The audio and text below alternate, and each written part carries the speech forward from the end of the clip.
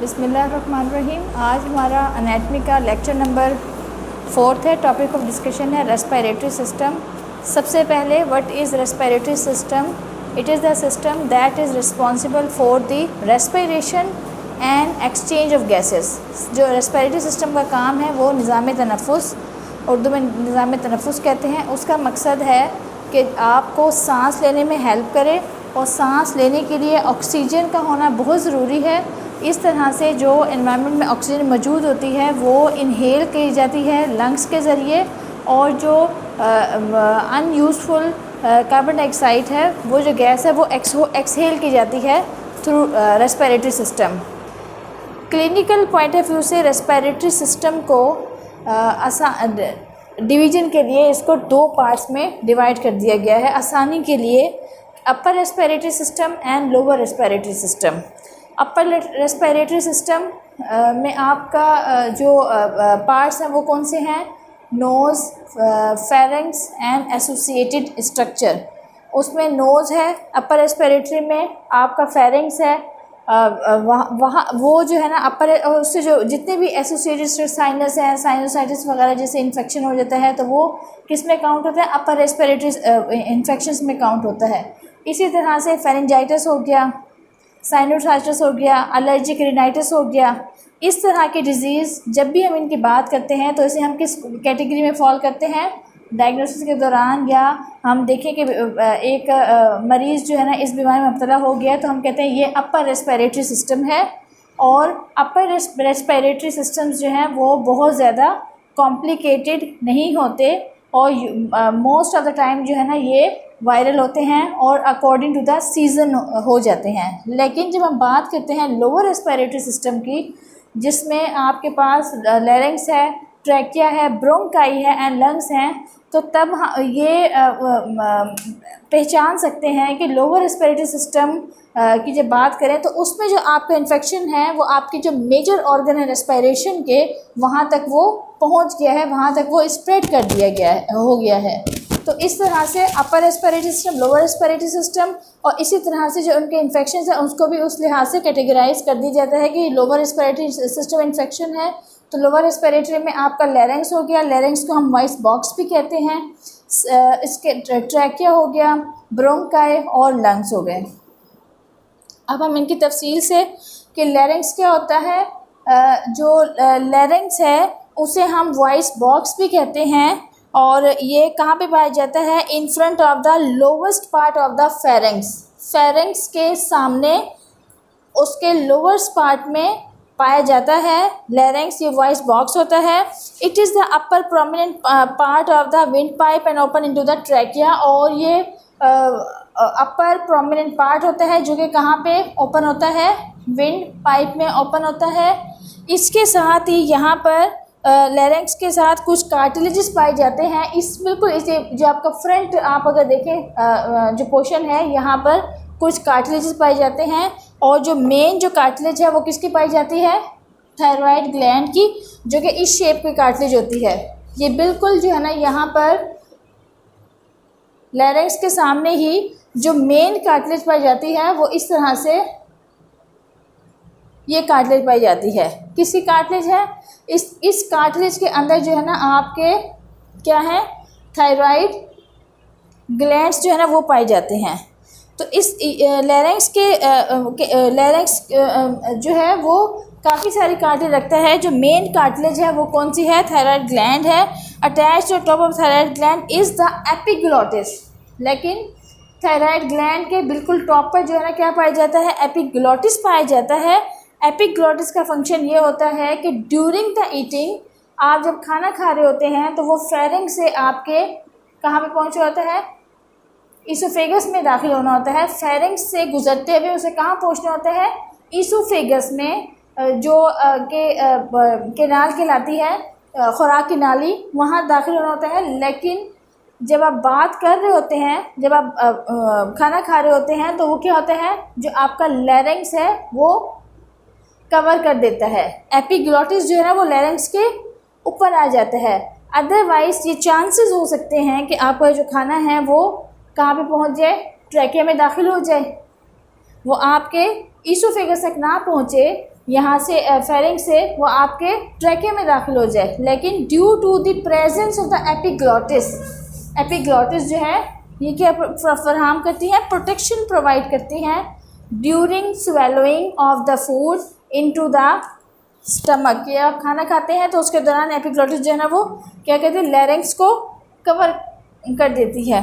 तो इस तरह से epiglottis and it helps to close off the larynx during the swallowing. अब डिफरेंस समझ आ गया।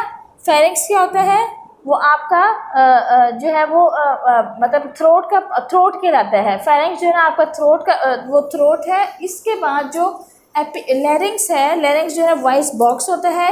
ये लैरिंक्स की वजह से ही आपकी क्या साउंड प्रोड्यूस हो रही है, आप आवाज़ पैदा कर रहे हैं, ये आवाज़ आप निकाल रहे हैं। तो लैरिंक्स जो है वो वॉइस बॉक्स कहलाता है। लेकिन लैरिंक्स के फ्रंट पर कुछ कार्टिलेज पाए जाते हैं, मैनी कार्टिलेज होते हैं, लेकिन उसमें जो सबसे अहम प्रोमिनेंट जो कार्टिलेज है वो कौन सा है, थायराइड कार्टिलेज है, जिसमें क्या कंटेन होता है, थायराइड ग्लैंड कंटेन होता है।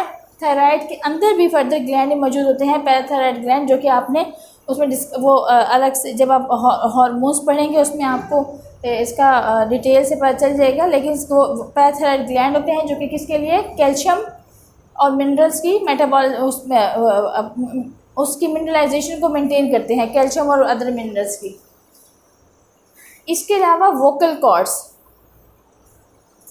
Vocal cords lies inside the larynx. Vocal cords जो है ना लैरिंक्स के इनसाइड पाए जाते हैं, जो कि सीलिया लाइक होते हैं। जैसे सीलिया होता है ना, जैसे फ्लैजिला होता है, ये फ्लैजिला बैक्टीरिया होते हैं, उसके साथ फ्लैजिला अटैच होता है। जब फ्लैजिला जो है ना मूव करता है तो वो क्या करता है, बैक्टीरिया को मूव करने में मदद करता है, उसकी मूवमेंट में हेल्प करता है। इसी तरह से जो वोकल कॉर्ड्स हैं, जब इन आपकी वॉइस प्रोड्यूस होती है तो वो किसकी वजह से होती है, वोकल कॉर्ड्स की नकलो हरकत की वजह से।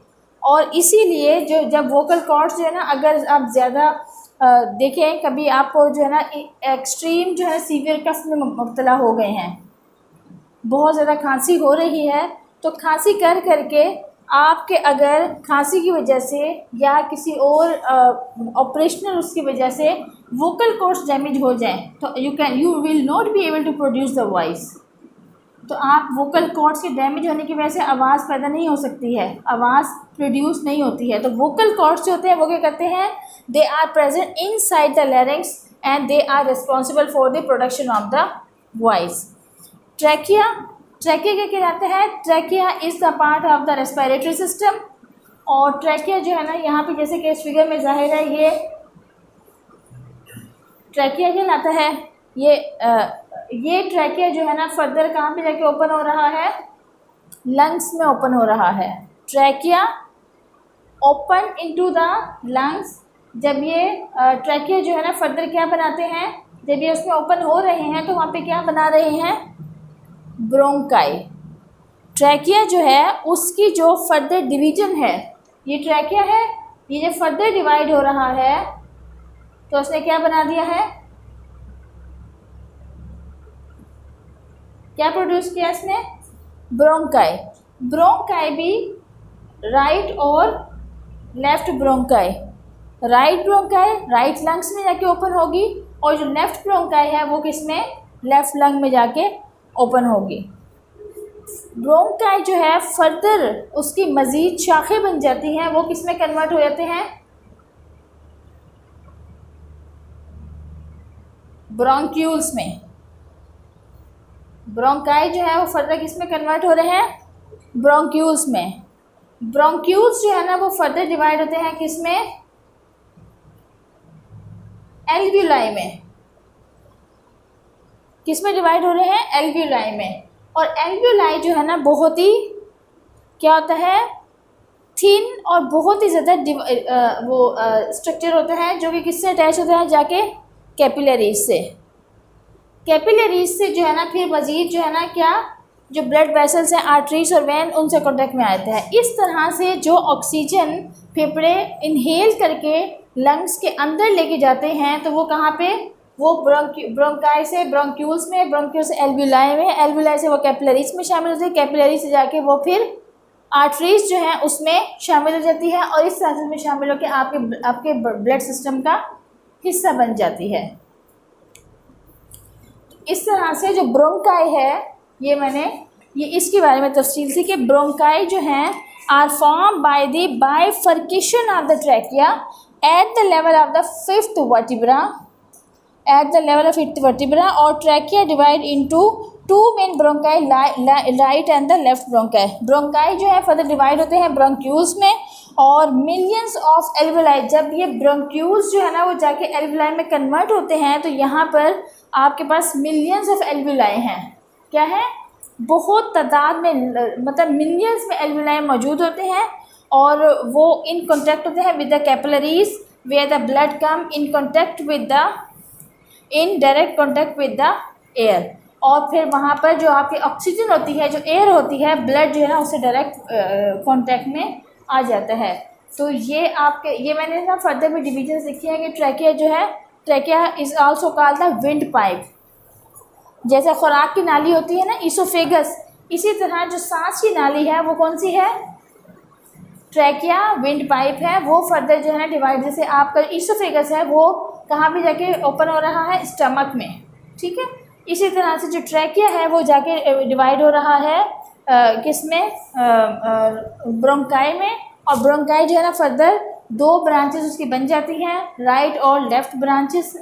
उसके बाद ब्रोंकाई ब्रोंक्यूल्स में, एल्वेलाई में। तो ये it was about the short anatomy of respiratory system. उम्मीद है कि आपको समझ आ गया लेक्चर।